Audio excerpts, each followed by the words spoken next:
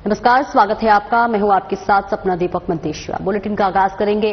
राज्यपाल रमेन डेका दंतेवाड़ा जिले के प्रवास के दौरान आज बस्तर पंडुम कार्यक्रम में शामिल हुए।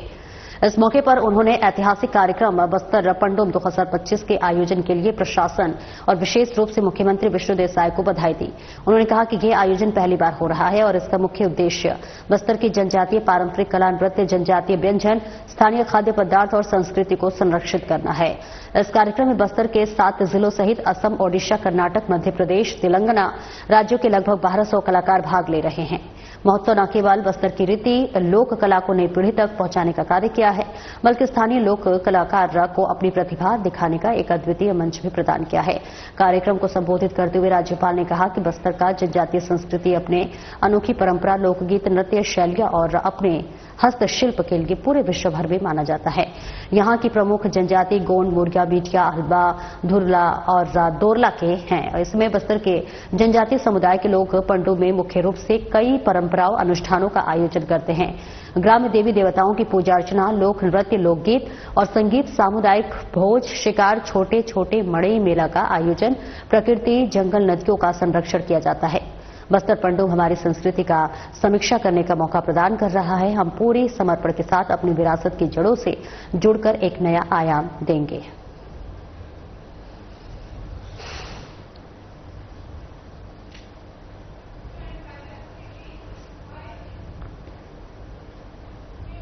केंद्रीय गृह मंत्री अमित शाह ने दंतेवाड़ा जिले में आयोजित बस्तर पंडुम कार्यालय में सम्मिलित होने पहुंचे। दंतेवाड़ा की पुलिस लाइन कराली में स्थित हेलीपैड आगमन के दौरान क्षेत्र के जनप्रतिनिधियों और वरिष्ठ अधिकारियों ने आत्मीय स्वागत किया। केंद्रीय गृह मंत्री अमित शाह के साथ मुख्यमंत्री विष्णुदेव साय, उप मुख्यमंत्री विजय शर्मा पहुंचे। स्वागत के लिए उप मुख्यमंत्री अरुण साव, कृषि मंत्री रामविचार नेताम और वन मंत्री केदार कश्यप, विधायक जगदलपुर किरण देव, विधायक दंतेवाड़ा चैतराम अटामी तथा अन्य जनप्रतिनिधियों सहित डीजीपी अरुण देव गौतम, अपर मुख्य सचिव गृह Manoj Pingua, commissioner Bastar Doman Singh, IG Bastar range Sundarraj P, DIG Kamal Lochan Kashyap, collector Mayank Chaturvedi, SP Gaurav Rai सहित जिला प्रशासन एवं पुलिस प्रशासन के अधिकारीगण मौजूद थे।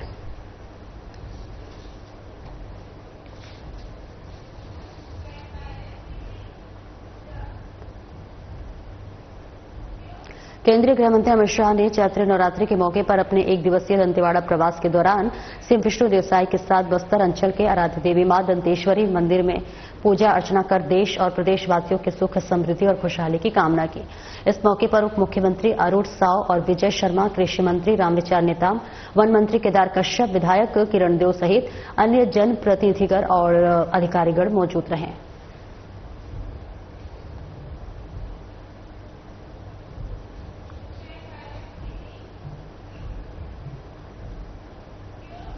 तेलंगाना में गृह मंत्री अमित शाह के बस्तर दौरे के बीच ही तेलंगाना में 86 नक्सलियों ने हथियार डालकर आत्मसमर्पण कर दिए हैं। मिली जानकारी के मुताबिक भद्रादी कोटागुडेम मल्टी जोन 1 के आईजी चंद्रशेखर रेड्डी के समक्ष कोटागुडेम के हेमचंद्रपुरम पुलिस मुख्यालय पहुंचकर 86 नक्सलियों ने आत्मसमर्पण किया है। बताया जा रहा है कि जिन 86 माओवादी पार्टी सदस्यों ने भद्रादी, कोटागुडेम जिले और मुलुगु जिले के पुलिस के समक्ष आत्मसमर्पण किया है, वे छत्तीसगढ़ के रहने वाले हैं। कुल 86 माओवादियों ने आत्मसमर्पण किया है, जिनमें से 66 पुरुष और 20 महिलाएं शामिल हैं। आईजी चंद्रशेखर रेड्डी ने कहा कि इन माओवादियों ने तेलंगाना सरकार द्वारा चलाए जा रहे ऑपरेशन चेउथा कार्यक्रम के तहत आत्मसमर्पण किया है। आत्मसमर्पण करने वालों को तत्काल सहायता के रूप में 25,000 रुपए दिए गए हैं।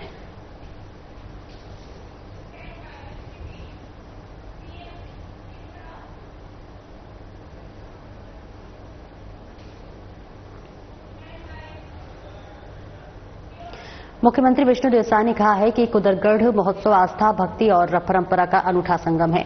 राज्य सरकार द्वारा प्रदेश में पर्यटन को बढ़ावा देने के लिए योजनाबद्ध प्रयास किए जा रहे हैं। राज्य सरकार के प्रस्ताव पर इस अंचल के आस्था के प्रमुख केंद्र कुदरगढ़ मंदिर धाम को केंद्र सरकार की प्रसाद योजना में शामिल किया गया है। इससे यहां के विकास के लिए केंद्र सरकार से मदद मिलेगी। मुख्यमंत्री विष्णुदेव साय ने आज सूरजपुर जिले के कुदरगढ़ धाम में चैत्र नवरात्रि के मौके पर आयोजित कुदरगढ़ महोत्सव का समापन समारोह को संबोधित करते हुए ये बात कही।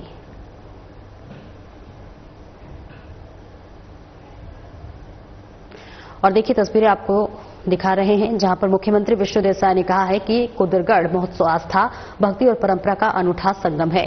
राज्य सरकार द्वारा प्रदेश में पर्यटन को बढ़ावा देने के लिए योजनाबद्ध प्रयास किए जा रहे हैं और ऐसे में राज्य सरकार के प्रस्ताव पर इस अंचल के आस्था के प्रमुख केंद्र कुदरगढ़ मंदिर धाम को केंद्र सरकार की प्रस्तावित योजना में शामिल किया गया और इससे यहां के विकास के लिए केंद्र सरकार से मदद मिलेगी। मुख्यमंत्री विष्णुदेव साय ने आज सूरजपुर जिले के कुदरगढ़ धाम में चैत्र नवरात्रि के मौके पर आयोजित कुदरगढ़ महोत्सव का समापन समारोह में संबोधित करते हुए ये बात कही थी।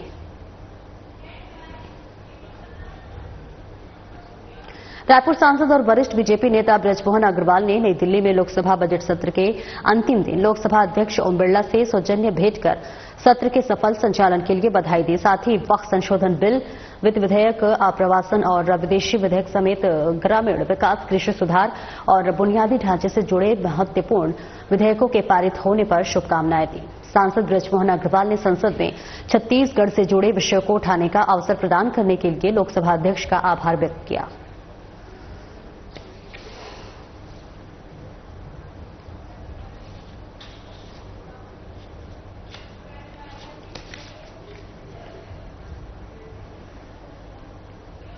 एमसीबी जिला मुख्यालय मनेन्द्रगढ़ में प्रदेश सचिव संघ के हड़ताल को समर्थन देने पर अब पंचायत के नवनिर्वाचित सरपंच और गोंडवाना गणतंत्र पार्टी में मैदान में उतर गए हैं। शासकीयकरण की मांग को लेकर विगत 17 मार्च से प्रदर्शन कर रहे पंचायत सचिवों के समर्थन में मनेन्द्रगढ़ विकासखंड के सरपंच धरना स्थल पर पहुंचे। पंचायत सचिवों की मांग को जायज ठहराते हुए सरपंचों ने शासन प्रशासन से मांग की है कि सचिव संघ की मांग को जल्द से जल्द पूरा किया जाए, जिससे कि गांव के विकास कार्य को फिर से गति मिल सके।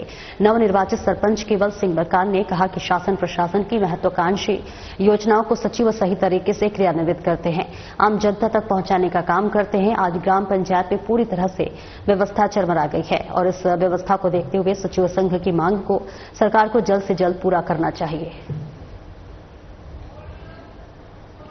हम लोग तो सबसे पहले तो मैं सभी को नमस्कार करना चाहूंगी। मैं ग्राम पंचायत चरवाई गांव की सोनी सिंह नाम है और मैं सरपंच हूँ। सचिव के बिना काफी सारे काम रुके हुए हैं। सचिव के बिना हमारा कलम ही नहीं हिल रहा है, कुछ पता ही नहीं हो रहा चल रहा है क्या करना है। इसलिए आज सचिव आज 19 दिन से बैठे हुए हैं और ग्राम पंचायत भी काफी दिन से पूरी तहस महस हो गए, मतलब एकदम निचुड़ गए। कोई चीज काम नहीं हो रहा, कोई विकास नहीं हो रहा, कोई काम नहीं हो रहा। इसलिए आज सरपंच सचिव जी से समय से 19 दिन से बैठ रहे हैं। आज हम भी उनके समर्थन में आज हम भी हैं कि सचिव जी की जो मांगे थी वो पूरी किया जाए। उनकी जो मांग है 68वां all India police duty meet में छत्तीसगढ़ पुलिस की ओर से भाग लेते हुए बीजापुर जिले में तैनात बेल्जियम शेफर्ड नस्ल के विस्फोटक खोजी श्वान सोना ने रजत पदक जीतकर जिले का नाम रोशन किया। ये प्रतियोगिता 10 से 15 फरवरी तक रांची, झारखंड में आयोजित की गई, जिसमें देश भर के पुलिस और केंद्रीय अर्धसैनिक बलों में तैनात विस्फोटक खोजी श्वानों ने हिस्सा लिया। बीजापुर राब बीटीएस टीम के साथ तैनात स्निफर डॉग और इसी के साथ सोना ने प्रतियोगिता में द्वितीय स्थान प्राप्त किया। आयोजन समिति ने सोना को प्रशस्ति पत्र और रजत पदक से सम्मानित किया। पुलिस अधीक्षक बीजापुर डॉक्टर जितेंद्र कुमार यादव ने इस सफलता पर डॉग हैंडलर आरक्षक 21 सुमन कुमार सिकरी को बधाई दी और उन्हें पुरस्कार दिया। इस बीच सोना पिछले 1 साल से जिले में तैनात होकर आईईडी की पहचान महत्वपूर्ण भूमिका निभा रही है।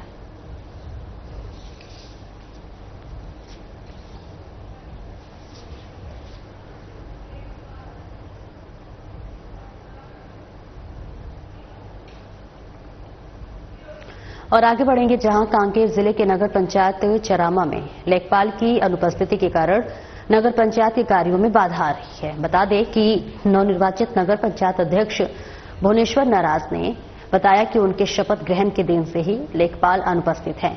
उन्होंने आरोप लगाया कि कुछ ठेकेदारों को कांकेर मुख्यालय बुलाकर चेक जारी किए जा रहे हैं, जिससे कि नगर पंचायत के कार्यों में अनियमितता बढ़ रही है। बता दें कि नगर पंचायत चरामा के लेखपाल काफी दिनों से अवकाश पर हैं। स्थिति को संभालने के लिए अस्थायी रूप से एक कर्मचारी को लेखपाल नियुक्त किया गया था, लेकिन वह भी कुछ दिनों बाद छुट्टी पर चला गया। वर्तमान में नगर पंचायत में लेखपाल न होने के कारण सभी कार्य ठप पड़े हैं, जिससे कि स्थानीय नागरिकों को भारी परेशानी का सामना करना पड़ रहा है। नगरवासियों ने प्रशासन से जल्द इस समस्या का समाधान करने की मांग की है, ताकि नगर पंचायत के कार्य सुचारू रूप से चल सके।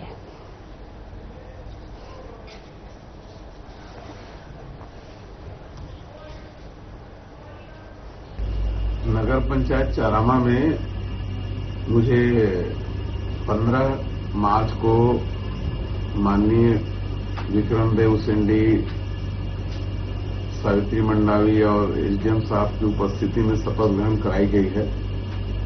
लेकिन खेद के साथ बताना पड़ रहा है कि जब से मैं शपथ ग्रहण हुआ है तब से आज पर्यंत तक इस नगर पंचायत के अकाउंटेंट को इस कार्यालय में देखा नहीं हूं और फोन करने पर वो फोन भी अटेंड नहीं कर रहा है। तो मुझे ऐसा प्रतीत होता है कि कहीं न कहीं अकाउंटेंट का 1 महीने से गायब रहना, कार्यालय में न आना, फोन न उठाना और सीएमओ द्वारा भी उचित जवाब न देना, कहीं कहीं इन अपने पिछले कार्यकाल के कियों पर पर्दे डालने जैसा व्यवस्था लगता है और दोनों के मिली भगत के चलते नगर का विकास कार्य पूरी तरह बाधित है। जबकि मुझे शासन द्वारा अधिकार प्राप्त है कि हर 2 दिन के बाद चेक पंजी और चेक संधारण की पूरी ब्यौरा हर 2 दिन में नगर पंचायत अध्यक्ष को अवलोकन कराने हेतु प्रस्तुत करने का शासन के द्वारा मुझे अधिकार दिया गया है। उसका तबियत खराब है, छुट्टी लिए है 24 तारीख से 4 तारीख तक। जी सर, आरोप भी लगाए जा रहे हैं सर कि अकाउंटेंट के ना होने के कारण काफी ज्यादा परेशानियां हो रही हैं सर, क्या कहना चाहेंगे इस पर? ऐसा नहीं है, जो 2 अकाउंटेंट हैं यहाँ, तो एक अकाउंटेंट छुट्टी में गया तो दूसरे को प्रभार दिया गया था, किंतु 2 तारीख को उनके द्वारा उनका भी तबियत खराब हो गया था तो वो भी छुट्टी ले ली है। क्या लंबे समय के लिए अगर कोई कर्मचारी छुट्टी लेना चाहता है तो क्या निर्देश है? क्या जरूरी है कि नगर पंचायत अध्यक्ष का जो है वहाँ परमिशन रहना जरूरी है? क्या लंबे समय से छुट्टी लिए हैं उसको मौखिक बता दिए गए हैं सर को, जी अध्यक्ष महोदय को, कि छुट्टी में अकाउंटेंट 4 तारीख तक करके। चैत्र नवरात्रि की अष्टमी तिथि पर शनिवार को छत्तीसगढ़ की देवी मंदिरों में विशेष पूजा अर्चना की जा रही है। राजधानी रायपुर के मंदिरों में सुबह से ही हवन पूजन चल रहे हैं। बड़ी संख्या में श्रद्धालु दर्शन के लिए मंदिर पहुंच रहे हैं। इसी के साथ आपको बता दें कि डूंगरगढ़ मां बमलेश्वरी मंदिर में भी विशेष पूजा अर्चना और हवन पूजन किया जा रहा है। राजधानी रायपुर के काली मंदिर में आज मंत्रोच्चारण के साथ इस समय चैत्र नवरात्रि चल रही है और आज नवरात्रि का 8वां दिन है। आज महागौरी की पूजा की जाती है, 8वें स्वरूप की पूजा अर्चना की जाती है और काली मंदिर में इस वक्त हम मौजूद है आकाशवाणी चौक पर राजधानी रायपुर के, और यहाँ पर देख सकते हैं आप भक्तों की अच्छी खासी भीड़ सुबह से ही जो है नजर आ रही है। आज जो है कन्या पूजन का भी विशेष महत्व होता है और इसी के साथ जो है हवन पूजन भी सभी मंदिरों में आज करवाए जाते हैं। तो आप देख सकते हैं कि राजधानी रायपुर का ये काली मंदिर है जो कि बीच चौराहे पर स्थित है और काफी ज्यादा महत्व है इस मंदिर का, काफी प्राचीन मंदिर भी इसे माना जाता है। और आप देख सकते हैं कि भक्तों की भीड़ जो है अच्छी खासी यहाँ पर उमड़ी हुई है। सुबह से ही जो लोग हैं वो दर्शन करने के लिए पहुंच रहे हैं। मंदिर के पुजारियों से भी बातचीत करेंगे और जानेंगे कि किस तरीके से जो है आज का पूरा जो दिनचर्या है वो रहने वाला है, कि क्या क्या जो है सुबह से लेकर शाम तक पूजा अर्चना करने वाले हैं आज। तो देख सकते हैं काफी बड़ी संख्या में जो है लोग भक्त जो है वो यहाँ पर मौजूद हैं। और आप यहाँ पर ये भी देख सकते हैं कि हवन कुंड बहुत ही विशाल यहाँ पर निर्मित किया गया और इसी हवन कुंड में आज जो है हवन होगा। तो हवन पूजन संपूर्ण कराए जाएंगे और शाम तक जो है हवन भी यहाँ पर समाप्त हो जाएगा। तो सुबह के 11 बज रहे हो और आप देख सकते हैं काफी ज्यादा मात्रा में जो लोगों की भीड़ है वो यहाँ पर आकाशवाणी चौक के काली मंदिर में उमड़ी हुई है।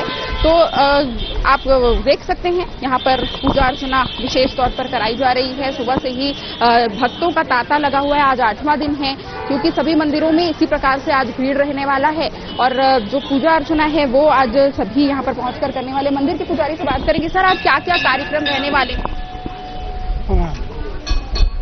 आज क्या क्या विशेष कार्यक्रम रहने वाले, पंडित जी बताएंगे। आज नवरात्र का अष्टमी है और आज हवन पूजन होना है। आज अभी 4 बजे से आएंगे, हवन का कार्यक्रम होना है और सुबह से यहाँ पर भक्तों का आना जाना लगा हुआ है जो कि उपवास किए हैं, जो कि आज हवन के बाद उपवास अपना समापन करके माता जी को पूरा व्रत अपना समर्पित करेंगे। सभी अपना मनोकामना लेकर के फल, प्रसाद, मिठाई, हलवा, पूड़ी अगर लेकर के आ रहे हैं और माता जी से अपने कामना कर रहे हैं। कन्या पूजन भी होता है और जो है हवन भी आज संपन्न होते हैं। किस तरीके की व्यवस्था है, क्योंकि काफी भीड़ हो जाती है यहाँ की रोड पर है और काफी भीड़ और सभी की आस्था यहाँ से जुड़ी हुई, इसलिए भीड़ तो काफी रहना है। और कन्या पूजन हवन के बाद होता है अपने यहाँ पर पंचमी तिथि में भी होता है और आज अष्टमी हवन के पश्चात भी होना है। पर क्या विशेष रहा चैत्र नवरात्र में, माता के बारे में, चैत्र नवरात्र के बारे में? चैत्र नवरात्र इस बार काफी विशेष भी रहा है क्योंकि भक्त का उत्साह इस बार काफी अच्छा दिखने मिला है। सभी इस बार, क्योंकि बोल सकते हैं कि चैत्र के समय में गर्मी पड़ता है, लेकिन उस समय उतना ज्यादा नहीं पड़ा तो भक्तों का आना भी रहा। कुछ समय में दोपहर के समय में भी मौसम ऐसा रहा कि आने जाने में असुविधा नहीं हुआ, सुविधा रहा। और अभी सामने जैसे अभी कल रामनवमी है तो उत्साह एक अलग से ही देखे। जब से रामलला का भी विराजमान हुए हैं अयोध्या में, तब से रामनवमी का पर्व भी लोगों में एक उत्साह का माहौल रहता है और आज हवन के बाद फिर लोग सब रामनवमी के भी उत्साह में लगेंगे। पर दुर्गा माता हाथी पर सवार होकर आई थी, ऐसा कहा गया था, इसकी क्या विशेषता? बिल्कुल, हाथी पर सवार होकर के माँ दुर्गा इस बार नवरात्र में आई। हर नवरात्र में माता जी अपने अपने एक वाहन चयन करके उसमें आती है और भक्तों का सभी कामना पूरा करके जाती है। और हाथी में निश्चित रूप से धन संपदा, ऐश्वर्य, वैभव का प्रतीक है और सभी के मनोकामना, आयु, आरोग्य सभी से माता जी परिपूर्ण करेगी।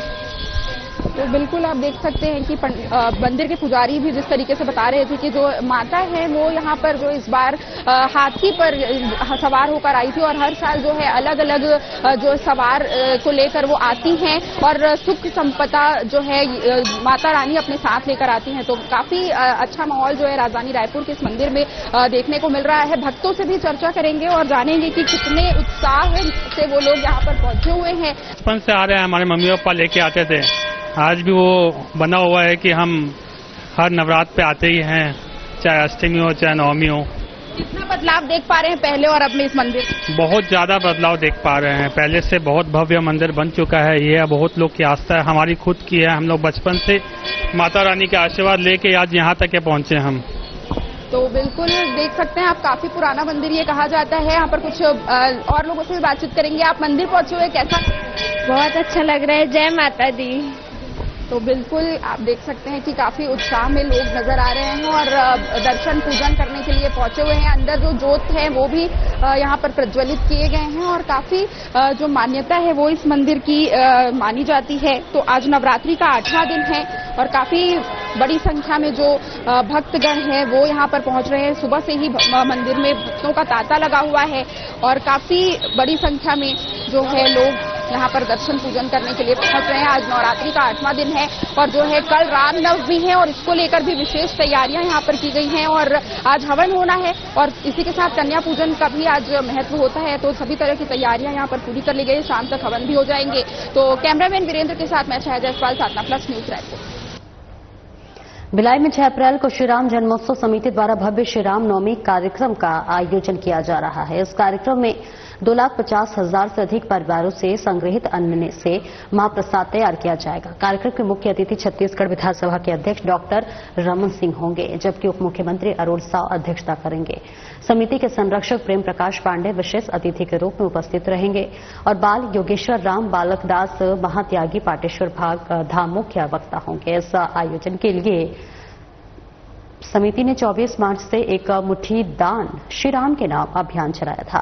श्री राम जन्मोत्सव समिति के युवा विंग अध्यक्ष मनीष पांडे ने पत्रकार से बातचीत के दौरान बताया कि यह आयोजन पिछले 4 दशकों से लगातार हो रहा है और मध्य भारत के सबसे बड़े धार्मिक सांस्कृतिक आयोजनों में से एक बन चुका है, जिसमें 1150 से अधिक मठ मंदिरों के ध्वजावाहक शोभायात्रा में शामिल होते हैं।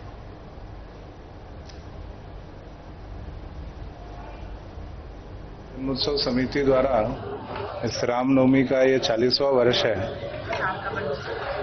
भव्य रूप से इस 40वां वर्ष में इस कार्यक्रम को मनाने की पूरी तैयारी हो चुकी है। इस वर्ष भी बड़े उत्साह के साथ हमने एक मुट्ठी दान घर घर तक जाकर लिया। लोगों का बड़ा समर्थन मिला, बहुत प्यार मिला।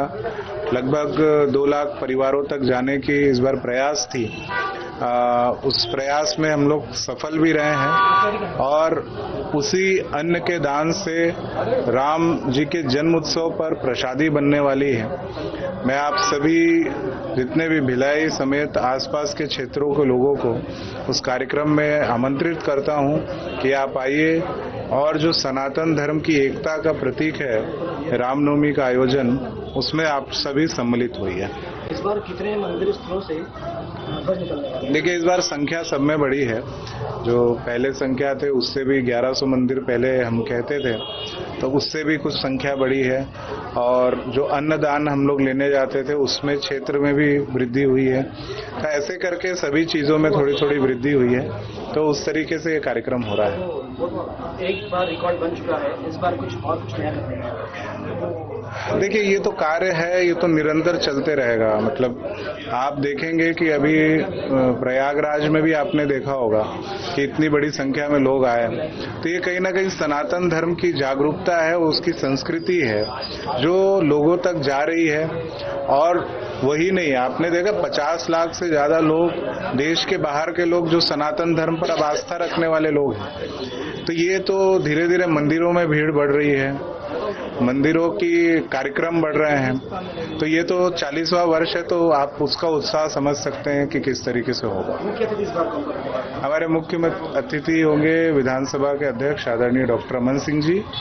हमारे इस कार्यक्रम की अध्यक्षता करेंगे उप मुख्यमंत्री अरुण साव जी, और हमारे विशेष रूप से हिमांशु द्विवेदी जी रहेंगे, हमारे आदरणीय सांसद जी रहेंगे, सभी विधायक रहेंगे, और मुख्य वक्ता के रूप में हमारे पाटेश्वर धाम के श्री 1008 पाटेश्वर धाम के हमारे गुरु जी रहेंगे।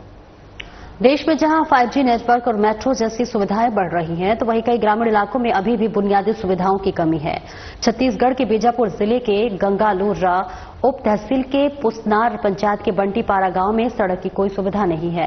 हाल ही में ताड़ पेड़ से गिरकर घायल हुए कुछ लच्छू पुनेम को इलाज के लिए गांव से बाहर लाने में ग्रामीणों को भारी संघर्ष करना पड़ा। नदी के बीच में कोई पुल नहीं होने की वजह से मरीज को खटिया पर लिटाकर 3 किलोमीटर पैदल चलना पड़ा। 108 एम्बुलेंस को कॉल करने के बावजूद वह नदी के पास रुक गई और अंत में बीजापुर अस्पताल के एमटी रविंद्र कुमार जल्ली और 108 के पायलट राजेश कोरसा की मदद से मरीज को बीजापुर जिला अस्पताल पहुंचाया गया। ग्रामीणों ने मांग की है कि एक छोटा पुल बनाकर उनकी समस्याओं का समाधान किया जाए।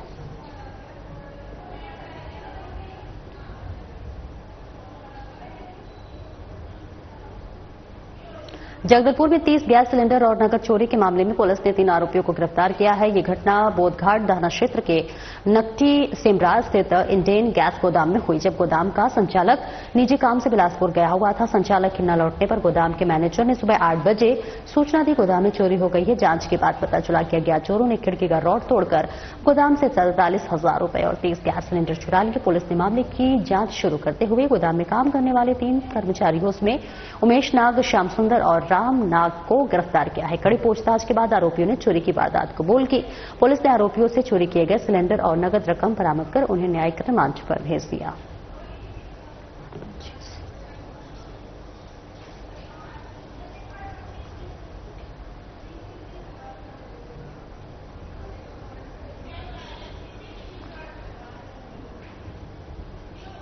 और खबर कोरिया के बैकुंठपुर क्षेत्र से, जहां पर पुलिस ने गांजा तस्कर को गिरफ्तार करने में सफलता हासिल की। मुखबिर की सूचना पर पुलिस ने 11 लाख रुपए कीमत की 74 किलोग्राम गांजा आरोपियों के कब्जे से बरामद की है।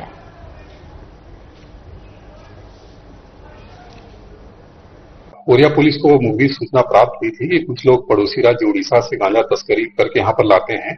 मुखबिर की सूचना के आधार पर कल हमारी जो सीमावर्ती क्षेत्र है सूरजपुर बॉर्डर का डुमरिया, वहां पर चेक पॉइंट लगाया गया था। इसमें